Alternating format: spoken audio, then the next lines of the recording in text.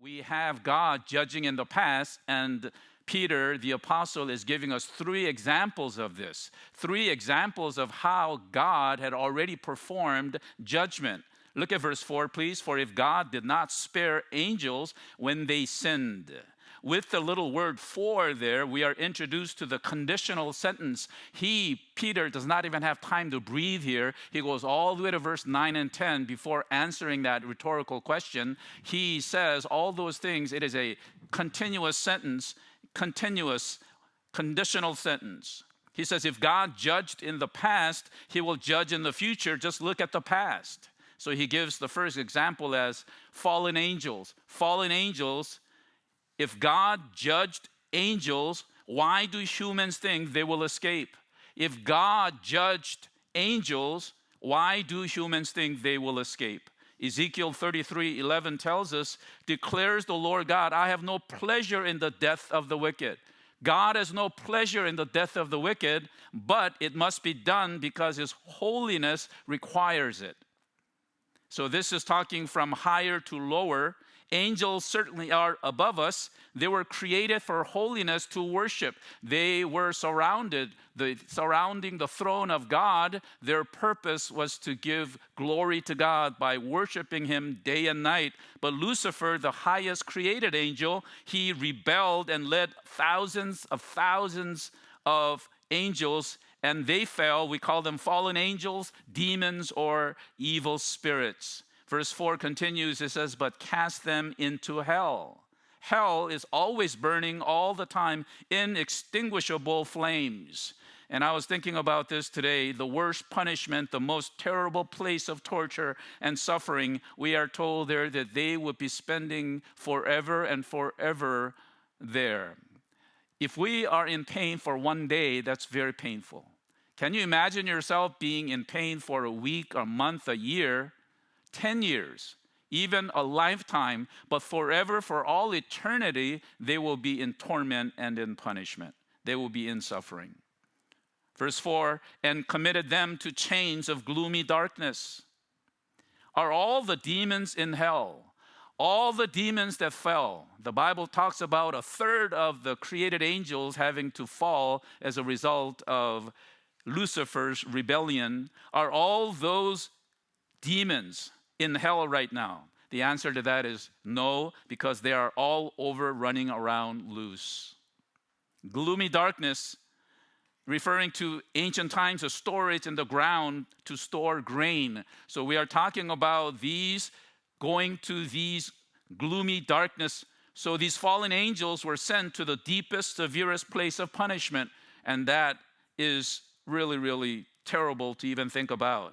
To be kept until the judgment. Verse 4 concludes there, to be kept until the judgment, like a prisoner who is incarcerated awaiting final sentencing. So these fallen angels, some of them are roaming about on the earth, some of them are cast into judgment there like a prisoner, once again waiting final sentencing. Revelation 20:10 tells us, further explaining this thought, and the devil who had deceived them was thrown into the lake of fire, and they will be tormented day and night forever and ever.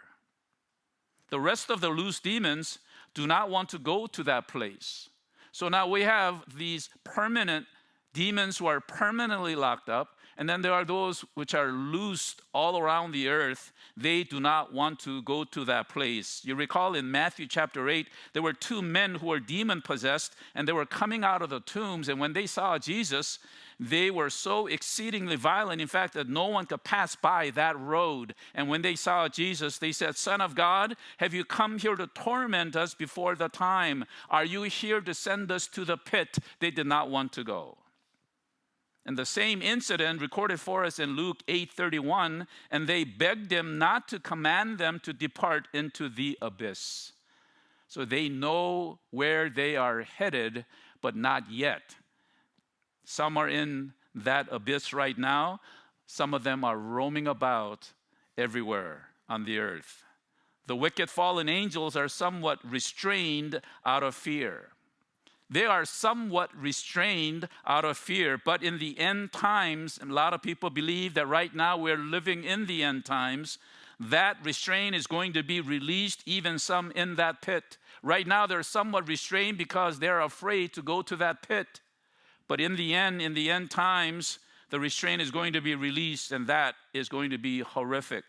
Jude, which is the parallel book to this 2 Peter, verse 6 tells us there, and the angels who did not stay within their own position of authority, but left their proper dwelling. That means that they got out of character, they moved out of their place. They did not stay within their lane, they moved out of their place beyond their sphere. They did not stay within their position of authority, left their proper dwelling. So Jude continues there in verse 6, he has kept in eternal chains under gloomy darkness until the judgment of the great day, just as Sodom and Gomorrah and the surrounding cities, which likewise indulged in sexual immorality and pursued unnatural desire, serve as an example by undergoing a punishment of eternal fire. They went after strange flesh. They went after strange flesh beyond their sphere of being. They went beyond their sphere of being, men after men, women after women. As the men wanted to move beyond the norm, so the angels lusted after humans, we are told. Listen to Genesis chapter 6, verse 1 and 2. When man began to multiply on the face of the land and daughters were born to them, the sons of God saw that the daughters of man were attractive, and they took as their wives any they chose. Here you have angels taking on a male form, cohabitating with women, living with women. Why did they do that? The answer is they wanted to breed an unredeemable race of demons that no sacrifice of Jesus could redeem them. Of course, that failed, as we know, but that was their intention, to breed an unredeemable race of demons. Genesis 6, continuing in verse 3, then the Lord said, my spirit shall not abide in man forever. The Nephilim were on the earth in those days and also afterward, when the sons of God came into the daughters of men, and they bore children to them. These were the mighty men who are of old, the men of renown. Nephilim, you might have heard, were beyond human. They were a superhuman creature. They produced monstrous beings. And archaeologists today are finding some of them are false. Shall I say most of them are false, are phonies and fakes. But we have found, archaeology found monstrous beings of skeletons and all kinds. We don't need proofs. Bible does talk about human monstrous beings, these superhuman creatures, and therefore they all had to be drowned. When did this take place? We are told back in 1 Peter chapter 3, verse 20, because they formerly did not obey when God's patience waited in the days of Noah. So it was at the time of Noah that God saw this corruption going on. God had to drown the entire humanity.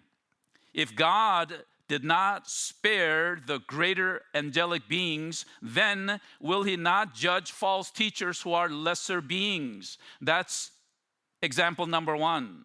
If God did not spare the greater angelic beings, will he not judge false teachers who are lesser beings? Do not ever think that God, who is love, will not judge. Just look at the past. He already has performed judgment upon the earth. The second example that we are given is of ancient world. Verse 5, if he did not spare the ancient world, but preserved Noah, a herald of righteousness, with 7 others, when he brought a flood upon the world of the ungodly. He is going not from higher to lower, but from more to less. Millions of people that occupied the globe at that time were plunged into eternity. At the time of the great flood, we are told in Genesis 6, 12 and 13, and God saw the earth, and behold, it was corrupt. For all flesh had corrupted their way on the earth. And God said to Noah, I have determined to make an end of all flesh, for the earth is filled with violence through them. Behold, I will destroy them with the earth. If God is so committed to truth and righteousness that he would drown the entire world, why should he spare the smaller group? The false prophets who corrupted his truth and living in unrighteousness. The word flood cataclysmos, from which we get the word cataclysm. The whole world was totally engulfed, and that's in the Bible. Those who do not believe God, those who do not believe that God is going to judge, have forgotten that He already has. All you have to do is look at the past, what God had done. God brought a cosmic catastrophe that changed the whole world and the sky. Did you know that there was no rain before the flood? That there was a canopy above the earth that covered the earth, that watered the earth with a mist. He let go of that water to come down upon the earth. God preserved Noah, a herald of righteousness, with 7 others. The ark was about the size of the Queen Mary, in a rectangular shape, a huge, huge boat.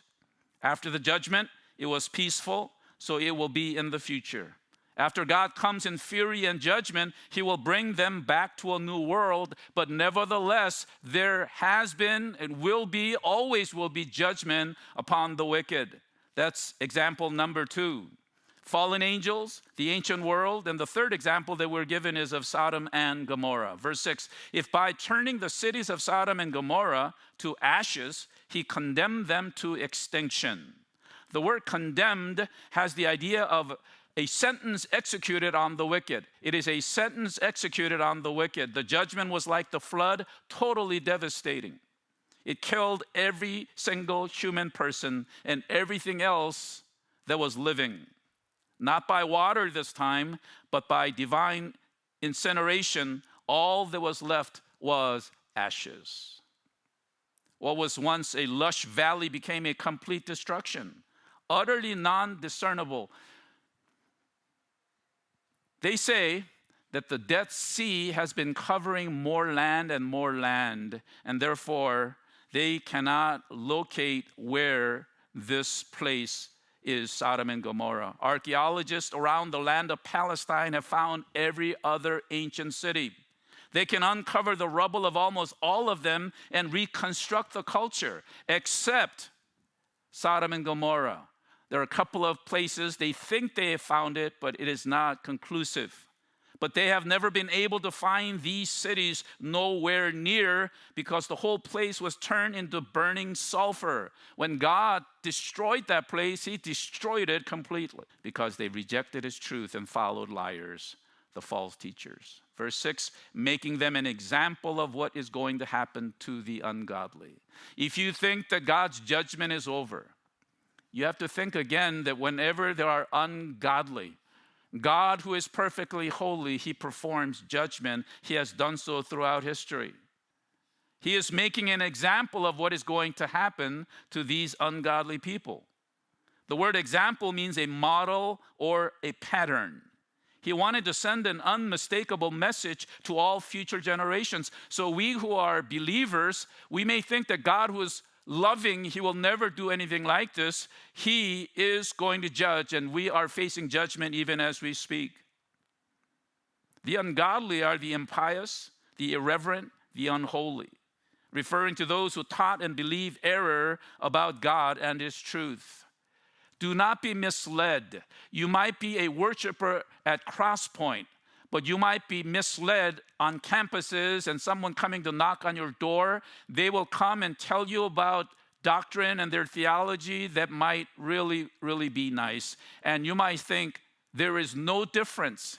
And the word cult, in the Korean language at least, it is simply meaning that it is almost the same. They are called cults because they are almost the same. Otherwise, they will be called something else. They look almost the same, but the angle of difference, the differential in angle as you keep on digging into their theology it is monumentally, vastly different. They deny the deity of Christ. They deny the Trinity. They deny salvation by grace. They deny all of the essential doctrines, what makes Christianity.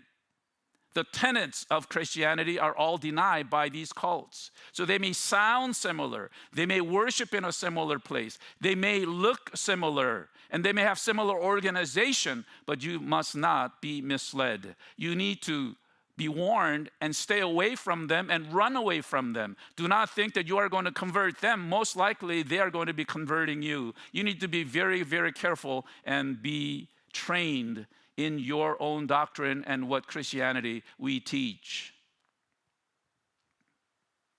Do you remember the account of Abraham pleading to God to spare the people? He said, do not destroy the people.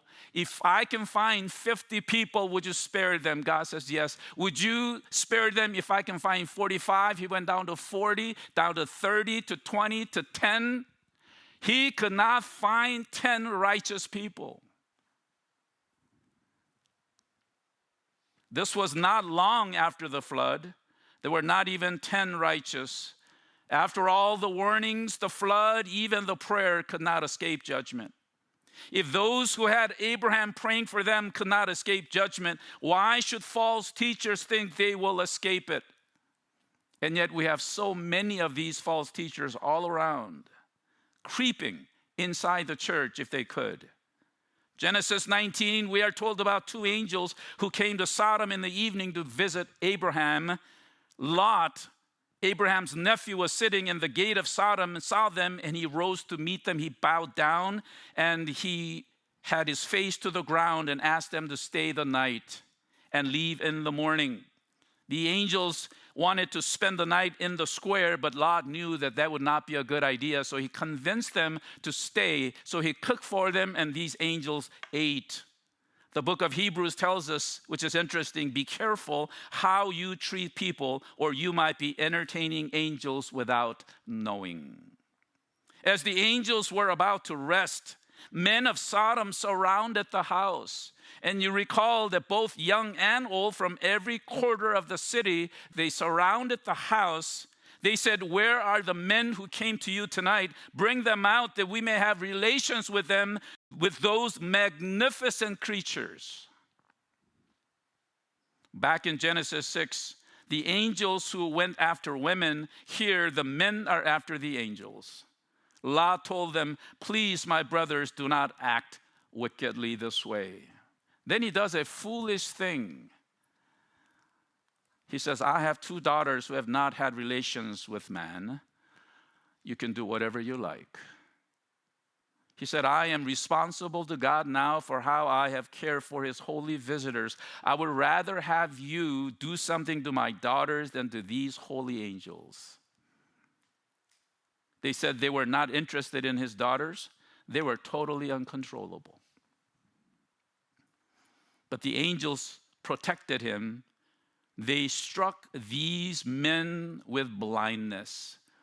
So you would like to think that they repented, perhaps departed from that area? Did they repent? They tired themselves out trying to find the doorway even after being blind. You talk about passion and perversion, that's how wretched they were.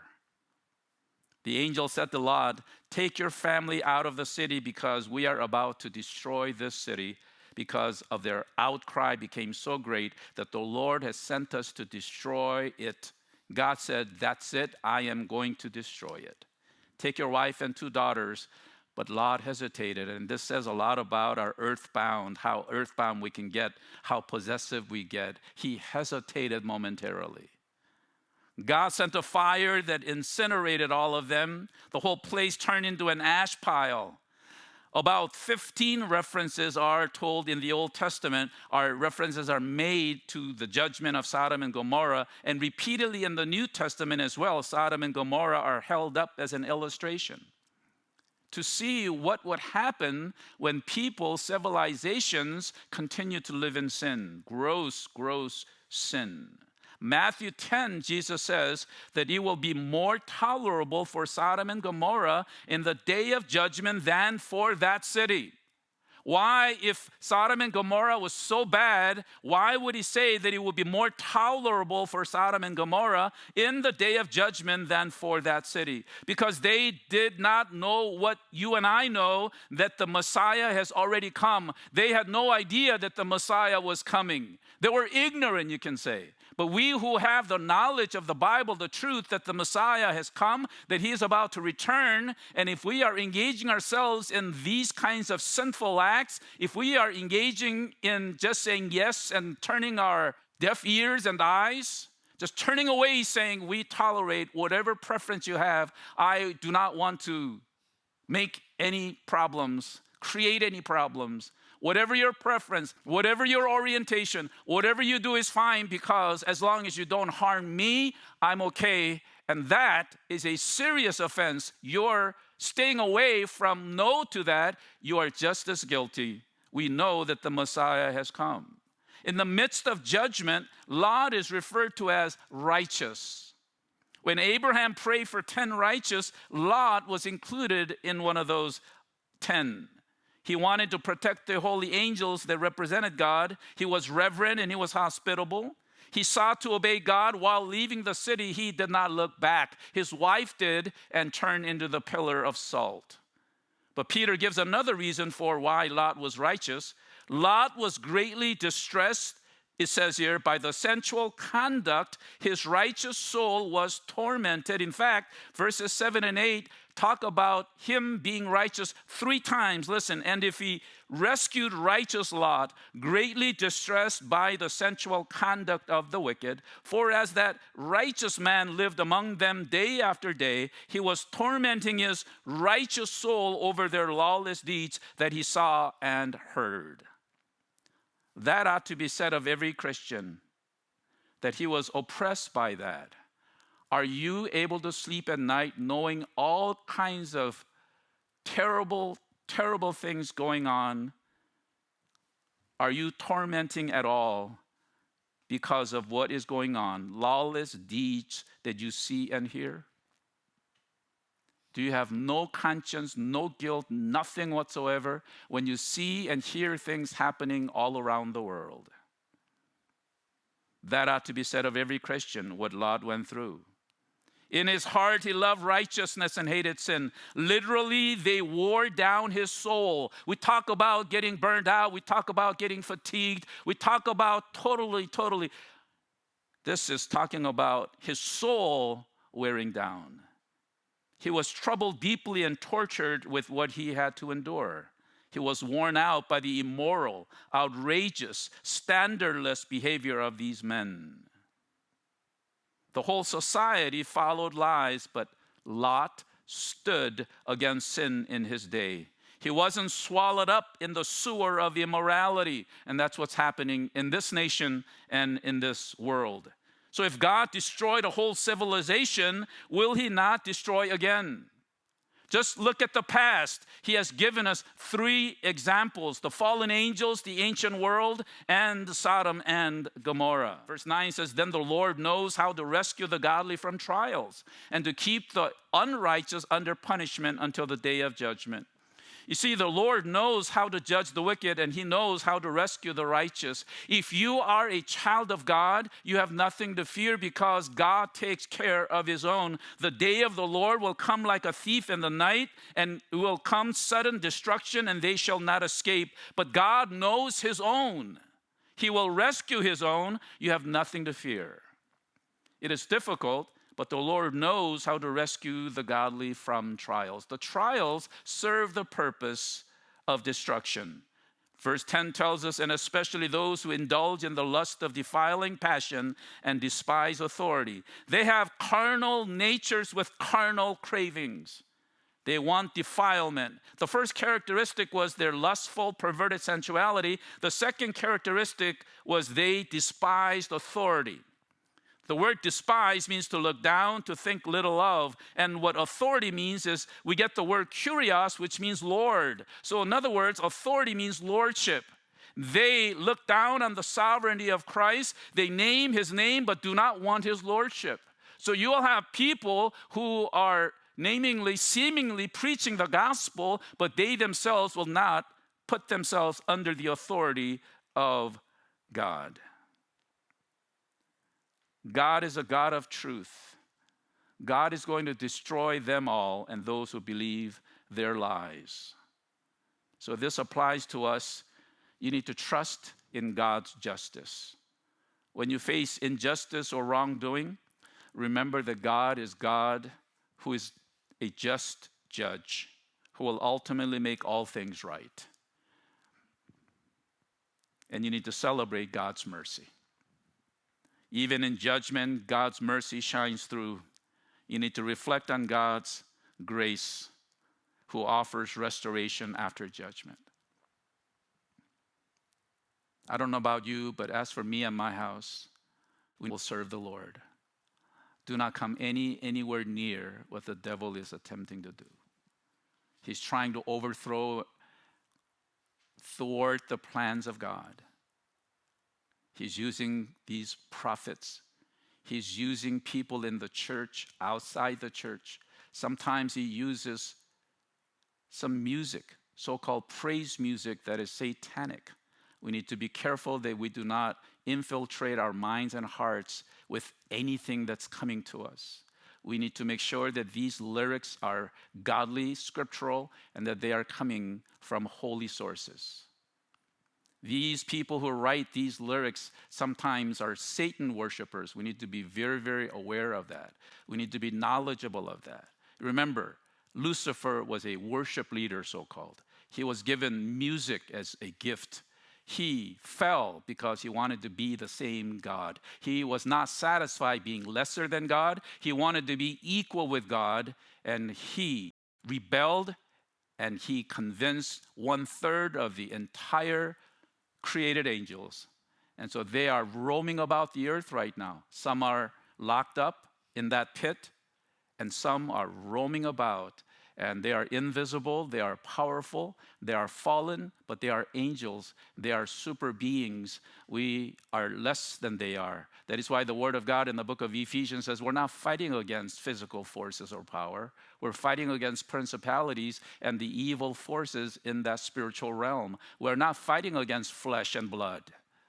We need to be opposite from being naive, from innocence. We need to make sure that we are in the Word, that we are equipped. And that is why we have covered the second chapter of 2 Peter.